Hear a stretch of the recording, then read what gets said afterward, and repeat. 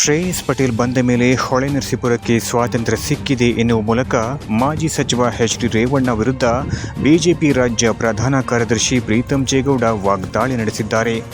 ಭಾನುವಾರ ರಾತ್ರಿ ಹೊಳೆನರಸೀಪುರದಲ್ಲಿ ನಡೆದ ಕಾರ್ಯಕ್ರಮವೊಂದರಲ್ಲಿ ಭಾಗವಹಿಸಿ ಮಾತನಾಡಿದ ಅವರು, ಹೊಳೆನರಸೀಪುರದಲ್ಲಿ ಮಾನವೀಯತೆ ಎನ್ನುವುದೇ ಸತ್ತು ಹೋಗಿತ್ತು. ಶ್ರೇಯಸ್ ಪಟೇಲ್ ಬಂದ ಮೇಲೆ ಅದು ಮರುಕಳಿಸಿದೆ ಎಂದರು. 2024 ನಂತರ ದಿಕ್ಕು ದೆಸೆ ಎಲ್ಲವೂ ಬದಲಾಗಿದೆ. ಅದರ ಶ್ರೇಯಸ್ಸು ಸಂಸದ ಶ್ರೇಯಸ್ ಪಟೇಲ್ ಅವರಿಗೆ ಸಲ್ಲುತ್ತದೆ ಎಂದರು. ಶ್ರೇಯಸ್ ಅವರೊಂದಿಗೆ ಹೊಳೆನರಸೀಪುರದ ಶ್ರೇಯಸ್ಸು ಕೂಡ ಅಡಗಿದೆ. ಇಲ್ಲಿಯ ತನಕ ಯಾವುದೇ ಒಂದು ಕಾರ್ಯಕ್ರಮ ನಡೆಯುತ್ತದೆ ಎಂದಾದರೆ ಒಂದು ಮನೆಯಲ್ಲಿ ಅಥವಾ ಒಂದು ತೋಟದಲ್ಲಿ ಲೈಟ್ ಇರುತ್ತಿತ್ತು. ಇಡೀ ಹೊಳೆನರಸೀಪುರದಲ್ಲಿ ಲೈಟ್ ಇರುವುದನ್ನ ನೋಡಿರಲಿಲ್ಲ.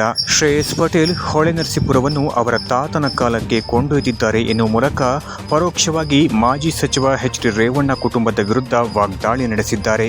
2024 ನಂತರ ವಾಸ್ತು ದಶೆ ದಿಕ್ಕು ಎಲ್ಲ ಬದಲಾಗಿದೆ. ಅದ್ರ ಶ್ರೇಯಸ್ಸು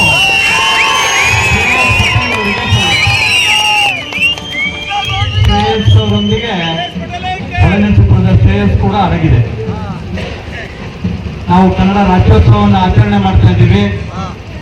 ಹೊಳೆನರಸೀಪುರಕ್ಕೆ ಸ್ವಾತಂತ್ರ್ಯ ಸಿಕ್ಕಿದೆ ಅಂತ ಹೇಳಿ ನಿಮ್ಮನ್ನೆಲ್ಲ ನೋಡಿದ ನಂತರ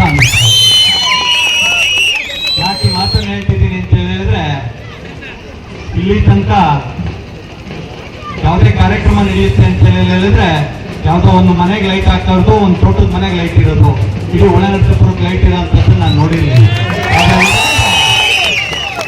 ಹೊಳೆನರಸೀಪುರ ಹಳೆಯ ಶ್ರೇಯಸ್ ಪಟೇಲ್ ಅವರ ತಾತನ ಕಾಲಕ್ಕೆ ಮತ್ತೆ ವಾಪಸ್ ಕೊಂಡೋಗಿದೆ. ದಿವಂಗತ ಕೃಷ್ಣಗೌಡರನ್ನ ಈ ಸಂದರ್ಭದಲ್ಲಿ ರಾಜಕಾರಣ ಬರುತ್ತೆ ಹೋಗುತ್ತೆ. ನಾನು ಒಂದು ಪಕ್ಷದ ಪ್ರಮುಖ ಹುದ್ದೆಯಲ್ಲಿದ್ದೀನಿ, ಅವರು ಬೇರೆ ಪಕ್ಷದ ಸಂಸದರಾಗಿದ್ದಾರೆ. ಆದರೆ ಮಾನವೀಯತೆ ಅನ್ನೋದು ಬಹಳ ಮುಖ್ಯ. ಅದು ಬಹಳ ದಿನಗಳಿಂದ ಕಳೆದೋಗಿತ್ತು, ಅದು ವಾಪಸ್ ಬಂದಿದೆ. ಇದು ಇದೇ ರೀತಿ ಮುಂದುವರ್ಕೊಂಡು ಹೋಗಿ ಭುವನೇಶ್ವರಿ ರಥವನ್ನ ಇಡೀ ಹೊಳೆನರಸೀಪುರದ ಪ್ರಮುಖ ಬೀದಿಗಳಲ್ಲಿ ನಾವು ಸಂಚರಿಸುವ ಮೂಲಕ ಮತ್ತೆ ಹೊಸ ಮೆರಗನ್ನ ಹೊಳೆನರಸೀಪುರಕ್ಕೆ ಕೊಡೋದ್ರ ಜೊತೆಯಾಗಿ ಮಾದರಿಯಾಗಿ ಮುಂದಿನ ದಿನಗಳಲ್ಲಿ ಆಗಲಿ ಅಂತೇಳಿ ಹೇಳ್ತಾ, ಮೈಸೂರು ಸಂಸ್ಥಾನ ಕರ್ನಾಟಕ ಏಕೀಕರಣದ ನಂತರ ಪ್ರತಿ ನವೆಂಬರ್ನಲ್ಲಿ ನಾವು ಕನ್ನಡ ರಾಜ್ಯೋತ್ಸವವನ್ನು ಆಚರಣೆ ಮಾಡ್ತಾ ಬರ್ತಾ ಇದ್ದೀವಿ. ಅದಕ್ಕೆ ಹೊಸ ರೂಪವನ್ನು ಕೊಟ್ಟಿರುವಂತ ನನ್ನ ಹೊಳೆನರಸೀಪುರದ ಎಲ್ಲ ನನ್ನ ಯುವ ಮಿತ್ರರಿಗೂ ಕೂಡ ಈ ಸಂದರ್ಭದಲ್ಲಿ ಅಭಿನಂದನೆಗಳನ್ನ ಸಲ್ಲಿಸ್ತಾ, ಎಲ್ಲಿ ತನಕ ಶ್ರೇಯಸ್ ಪಟೇಲ್ ಅವರಿಗೆ ಹೊಳೆನರಸೀಪುರದಲ್ಲಿ ನೀವು ಅಧಿಕಾರ ಕೊಡ್ತೀರಿ, ನಾನು ಯಾವುದೇ ಪಕ್ಷದಲ್ಲಿ